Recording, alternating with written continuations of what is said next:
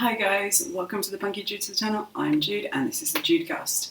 Now today we've got lots of gaming news, so let's get right to it. So this week is the 60th anniversary of Sega. Happy birthday Sega! Yesterday lots of streamers and people from Sega were tweeting and streaming about the event. It was super cool. Some of my friends were actually streaming. Gaming Muso and Trisha Bites were both streaming yesterday afternoon. Had a really cool time testing out some of the games that Sega was actually selling free on Steam. Unfortunately, if you didn't get the games now, they've gone back to the regular price. So yeah, you missed a great opportunity to get some cool Sega games for free. It's super cool to see a company lasting for 60 years in the industry. If we look back to its humble beginnings as Service Games, an American company that provided slot machines on army bases way back when, it's huge to see how much it's evolved and how much it's changed and how it's still a relevant company in gaming today. It really has changed so much over the years and has produced some totally amazing, some of my favourite games actually are from Sega. When I was a kid we had Nintendo, but one of my friends from school had a Mega Drive, and that was my first discovery of Sega. Was going to her house the first time and seeing this Mega Drive going, ooh, nice. It was a Mark 1, super slick looking machine, as you all know, and playing Streets of Rage. I love that game, and I'm loving Streets of Rage 4. I don't know about you guys, sound off in the comments what you think. It's just awesome. It's such a great company. They have some amazing stuff. Their consoles are amazing.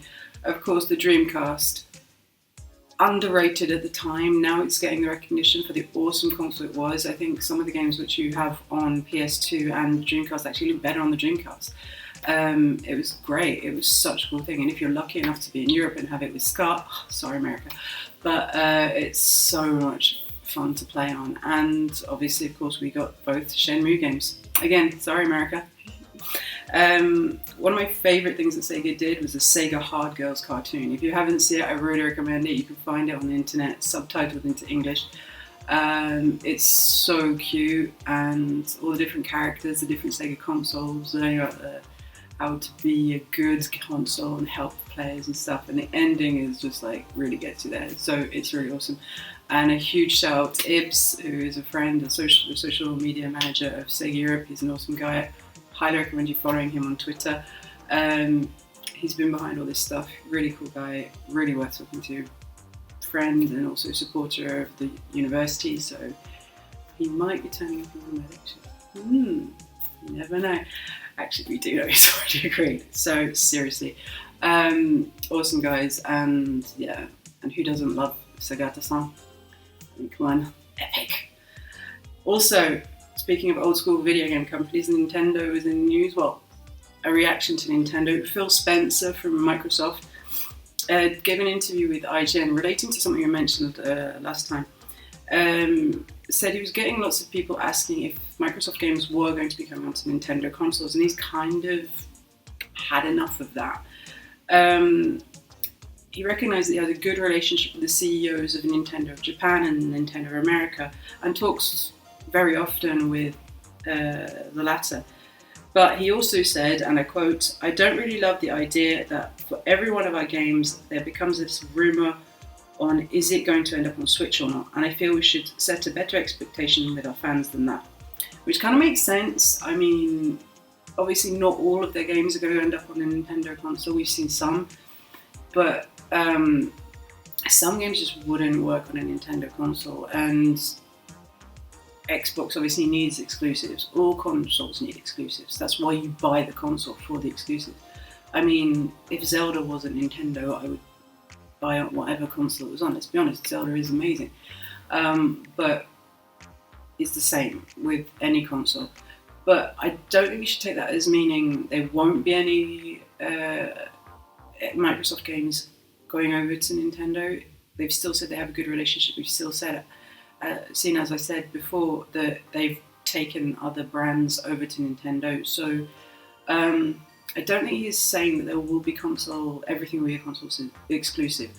Like we said last time, it might be timed exclusive with things like Bethesda and that, but it would be stupid of them not to bring them across to as many different consoles as possible. But It's interesting to see his comments, and I mean, I can understand. You know, you want people to support your console. He wants people to support Xbox, and I don't know. I mean, personally, I'm not going to get an Xbox Series X straight away. At least, maybe later when the price drops, or when I can get one second hand for cheaper. Obviously, complete in box has to be. Come on. But like, yeah, I can understand his reticence.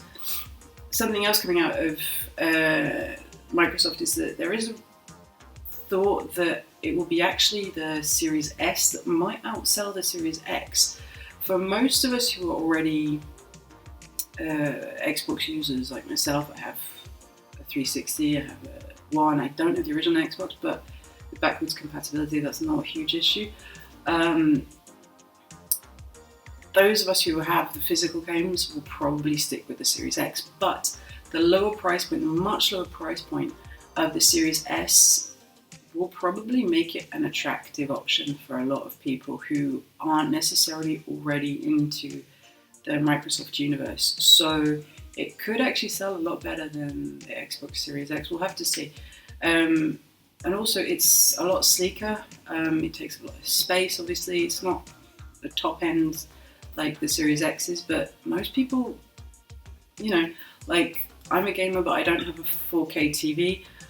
For the timing, I'm not going to get a 4K TV because while my regular TV works, I'm not going to replace it. I will probably end up getting one at some point when the TV fails, but for the time being, I'm sticking with what I've got. I want to buy consoles and not TV. So for most people, that 4K option, you know, it's expensive to actually use it. It's nice to have it, but it's not a huge deal. So I think that if the Series S is slightly less powerful than the Series X, you're not going to notice it. Most people won't notice it while they're playing, I don't think, honestly. I mean, there will be people who are probably watching this and go, of course you notice. You might notice to a certain extent, but regular Joes out there who, you know, are not really that bothered, you wouldn't notice, especially if you're playing on a regular HD TV. It's not going to be a huge issue. So the difference won't be that important to them, and I think that a lot of people will actually stick out for the Series S just because of the ease of that. So yeah, if you're a physical collector, then obviously you're going to go for the Series X. I'm a physical collector. Physical much better than digital as far as I'm concerned. I do still buy digital games, don't get me wrong, like some games are not available physically, so I will buy them digitally if I have to, but I do prefer it. And oftentimes if I have it digitally, first of all, if it comes out physically, I'll then buy it again to have a physical copy. Like Okami, I have so many copies of the game. I have it on the PlayStation 2, I have it on the Wii, I have it on the PS4, I have it on the Switch, and I bought it physically on the Switch from Japan because it wasn't available over here, and I love that game so much. Seriously, if you haven't played it on the Switch, if you like Okami, get it on the Switch. It is the best way to play that game. I am not kidding you. But like, yeah, it's physical collectors will keep buying physical media, but more casual people, maybe not. So it'll be interesting to see if that actually turns out to be true. On some slightly sour note, maybe, the Quest VR, the Quest 2 headset from Oculus is being released, and Andrew Bosworth, who is the Vice President of Augmented and Virtual Reality at Facebook, he did an AMA on his Instagram talking about the problems with the Quest 2, about logging into the device from certain Facebook accounts. And what he said was, if you wanted to use the Quest 2, and I quote, get your Facebook account in good standing before you buy it. What does that mean? Like, I don't know about you, that sounds kind of ominous. Like, if you don't have a good standing Facebook account, and seeing as Facebook, like, I've had friends who've been banned from Facebook from memes, like spicy memes, and who doesn't like some spicy memeables?